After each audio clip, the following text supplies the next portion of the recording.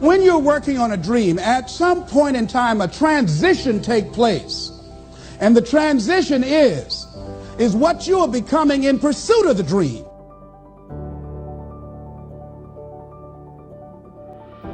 Because even if you don't get the dream, you become such a strong and powerful person, it will so change your life, you can look at something else and say, well, I think I'll go do this then. Because you have now developed yourself in such confidence and such competence in how to deal in the arena of life that you can move into another area and not miss a beat. Once you begin to discover who you are, then you really realize how you have been given authority and dominion over everything on the face of the earth, including all the dimensions of your life. But you can only do that through the struggle of life. And most people avoid the struggle. Most people go through life avoiding pain. And when you go through life like that, something in you dies.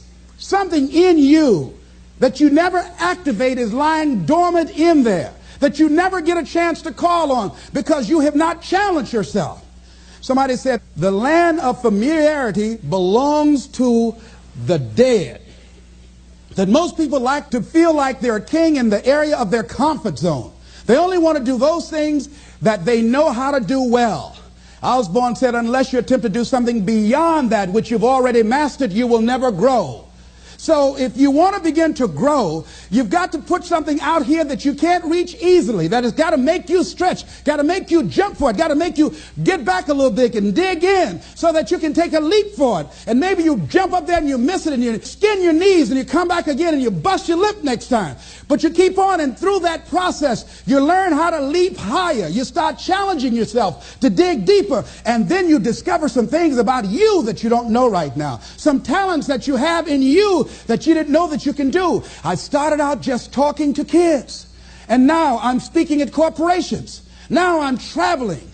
I didn't know I can do this, but had I not given myself a chance, and I'm saying to you, give yourself a chance. Here's something else. If you want to begin to make your stuff happen for you, I think that it's very important that you start trusting yourself. Listen to yourself. Listen to that still small voice within you. Don't try and make everything logical. There are some things about life that defies logic, that you just can't explain how the outcome is going to be. That once you begin to trust yourself and your ideas and your instincts, life takes on a whole new meaning, because now I want you to do that feeling that you are led. Just feel, I am led. I remember the worst speech I had ever given in my life. I let someone exploit a fear that I had. For years I had a tremendous inferiority complex because I'm not college educated. And this person knew this. And she said, let me write this speech for you. You're going to speak at Ohio State University. Those people are very educated there, and they're going to know when you make grammatical errors, and they're going to know because of the substance of your speech that you are not literate. I care about you. I don't want you to embarrass yourself. So this person proceeded to write a speech for me. I had a speech in my mind. But this person was stronger than I was negatively than I was positive about my own thoughts. And I gave my power away. With my permission, I allowed this person to guide me to do something that I really didn't want to do. But I didn't feel enough inner strength and conviction about my skills as a speaker and the message that I had to bring to stick by my guns. And I got up there at the Ohio Union, and I read this straight speech and did not move and did not take my eyes off the page because I'm not accustomed to reading. And after I finished, some people gave me a standing ovation because I read it extremely well, and I was very tense and I was very nervous. Ladies and gentlemen, don't give your power away. You don't need anybody to approve your dream. It was given to you. If they can't see it, it's because it wasn't given to them. It was given to you. Hold it, nourish it, cultivate it, work on it. It's yours. It's your baby. Work on it until it comes into fruition. I gave away my power, and I said, I'm not going to do that no more. Here's something else for those who make it today. Do what you know is right. Treat people like you want to be treated. Don't try and take any shortcuts. Don't try and cheat. pay your dues up front. I believe, ladies and gentlemen, what goes around comes around. You can pay now or you will pay double later. So do the right thing. There might be a tendency sometimes, because of the negative part of our consciousness and our own programming, for us to want to say, well, I'll just do it this time. It won't matter. Won't nobody know. Ladies and gentlemen, everything matters. And you know you're somebody. You know. I'd rather lose out on my dream doing the right thing than to cheat trying to make a shortcut to get to my goal. I want to be able to look myself in the mirror. And that's what you want to do. There's no saying, judge a man not by what he does, but by that he doesn't have to do. And to judge the true quality of a man is what do you do when nobody's looking. See, there's some good out there for you in the universe that has your name on it. And nobody can get your good. It has your name on it. They can't take your stuff. It's your stuff. So when you know that, when you know that whatever you're seeking, it's also seeking you, you don't worry. You don't run scared. You don't think somebody's going to take it from you. You listen to your inner voice and you always take the high road. There will be the tendency, the natural inclination to take the low road. You must resist that. Here's something else I encourage you to do if you want to make it today. Keep your agreements. Keep your agreements that you make and establish a network of people who will also do that. Establish a network of people in your life that you can count on, that will be there for you when you need them, and you be there for them. Here's the other thing is you're working on your dream. A lot of people have been calling me saying, hey, man, I read about you in Ebony. Boy, you're lucky. Ladies and gentlemen, let me tell you something. Here's something else. 3 P's to have in your life. In working on your dream and doing your life work, you must be patient, persistent, and positive no matter what. I called John H. Johnson for 2.5 years to get in that magazine. The first time I called him, he wouldn't talk to me. Then I was persistent, trying to find out who knew him that could invite me there to meet him or an opportunity to speak so that he could hear me. And I met a guy who worked for him. And I said, hey, I'd like to speak for you guys free. I just want to know, will he be in the audience? They said, yes, good. I spoke and I tried to tear the microphone up. And he said after I finished, hey, young man, you're quite impressive. I'm going to have my staff do an article on you. I said, thank you, Mr. Johnson. And I sent him information on me, Federal Express. And it didn't happen. Waited for a month and it didn't happen. Waited for 2 months. It didn't happen. I started calling every month. Hello, how are you? May I speak to Mr. Johnson? I'm sorry, he's not available. Tell him Les Brown calling. I just want to say thank you very much for the article when he puts it in. I kept on doing it, kept on calling, sending new articles, sending new information on me, kept on upgrading the information on me. Sending him thank you letters. Thank you, Mr. Johnson. I was always positive. I could have gotten negative saying, where did you lie to me? Why you don't tell me you were going to put me in the magazine and you didn't do it? I could have got an attitude. Be positive no matter what. Because when you are negative, ladies and gentlemen, you're sending out negative energy and you're blocking your good. So don't send out any negative energy. Don't take it personal. I didn't care what he thought of me or the staff, that I was a nuisance to them. They get paid to deal with people like me. See, a lot of people have an idea or a dream and they give up on it. No, don't do that. Work your dream until it gets hot. See, most things don't happen as soon as we think they should happen. The messenger of misery might drop in on you and say hello. Murphy's Law might come by and thump you on the head. Any number of things can happen to interrupt your flow. It's okay. Don't take it personal. Just acknowledge what's going on. It's called life. And keep on working on your dream. Continue to keep on knocking, because this is your life. This is what you love. This is your passion. Step back. Don't judge it. If you judge it, judge not yet, lest ye be judged. Why? Because when you judge it, you invest emotion in it, and that emotion could be anger, and guess what? That hurts you. That doesn't hurt anybody else. One doctor said, the man who angers me killeth me. And then he allowed someone to egg him into an argument on the floor of the National Medical Convention and suffered a massive heart attack. When you're in a state of anger, you have so much acid in your blood, if they withdrew some blood from you and inserted it into a pig, it would die from the acid. So what do you want to take yourself out early for by internalizing things? Shakespeare said, nothing is neither good nor bad, but thinking makes it so. So judge not according to your appearances, but right judgment. And feel that everything is going to work out for you because you're patient, you're persistent, and you're going to be positive no matter what. Don't allow other things or people or circumstances to determine what your reaction is going to be. I was out to dinner with some people, and we had a waitress that was quite discourteous and rude. And the people around me took an attitude about it. I learned how to observe life. I think that in order to overcome life, you've got to learn how to observe it. Just stand back and watch what's going on and choose not to buy into it. I said, excuse me, ma'am. I said, do you know what TIP stands for?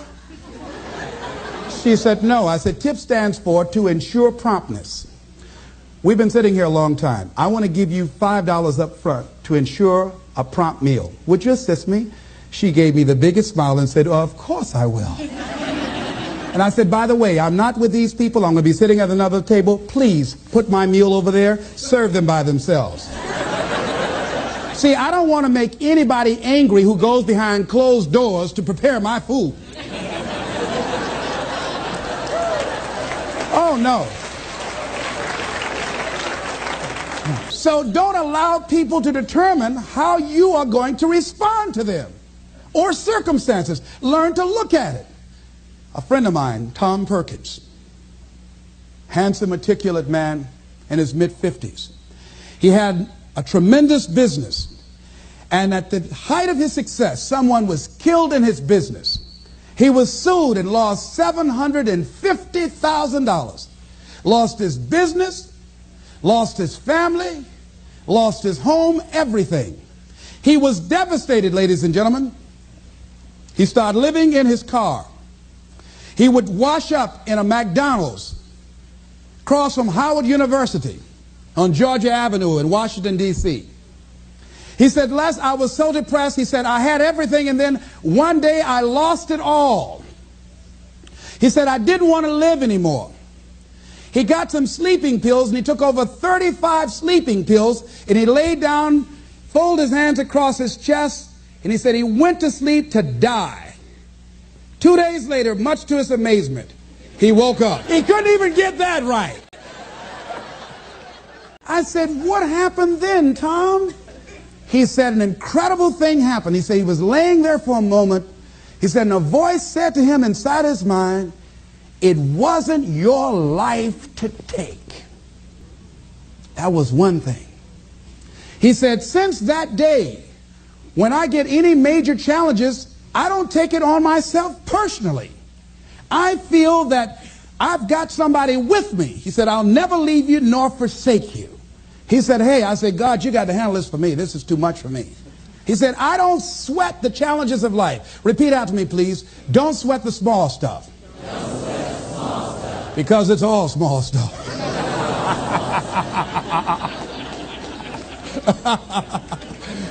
See, whatever you're worried about, if someone call you right now and say, listen, you got 2 days to live, I'm telling you, you won't be worried about your bills, ladies and gentlemen. You won't be worried about whether or not somebody loves you or cheating on you because you're about to check out. Okay?